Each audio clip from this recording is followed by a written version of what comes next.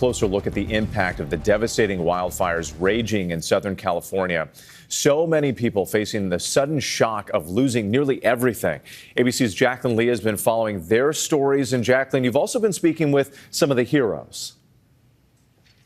That's right, Whit. Whenever there's devastation, there are always people who stay behind and do the impossible. We met with one man who is making a profound difference in the lives of his neighbors. This morning, the scope of the destruction and human toll now unfolding. Fire tearing through homes and businesses. Many seeking refuge at pop-up shelters like California's famous Rose Bowl Stadium. This family telling our Mola Lengi they escaped their burning home with their 2 kids and their dog with just minutes to spare. I take it you lost everything. Lost everything. Yeah. So we're here collecting diapers for our 16-month-old daughter. Sean came back to his Palisades Bowl neighborhood to find precious valuables completely gone. We lost everything. Yeah, so there's nothing.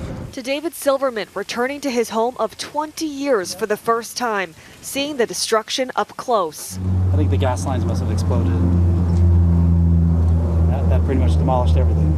We have to go, everybody. But when thousands evacuated, one man, Dr. Chester Griffiths, stayed behind to save his and his neighbors' homes. I had to race here because my son and my wife evacuated, but our neighbor stayed. And I wasn't going to leave him alone. He and a few neighbors were certified by the Los Angeles Fire Department to serve as resident first responders in a disaster. And after the first long night of fighting one of the most destructive fires in Los Angeles history, It's all gone. covered in soot, ash, and anguish all over his face, there was still a victory. We did it. The house is here. Griffiths realizing they had just saved all 5 of those homes. Why is it worth it to you to want to stay behind to protect this rather than just evacuate? It's what we live for. It's our heart and soul. It's our family. It's our community.